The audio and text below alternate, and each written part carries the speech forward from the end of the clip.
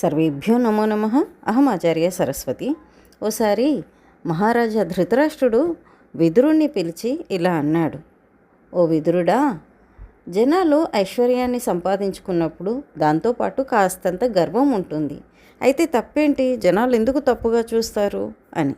దానికి జవాబుగా మహాత్మా విదురుడు ఇలా అన్నారు, ఐశ్వర్యమద పాపిష్ఠ మదాహ పానమదాదయ ఐశ్వర్యమద మత్తోహి నాపతిత్వా విబుధ్యతే. అంటే మత్తు పానీయాలు సేవించడం ద్వారా వచ్చినటువంటి మత్తు అవి అరిగిపోయిన తర్వాత ఆ మత్తు కూడా వదిలిపోతుంది.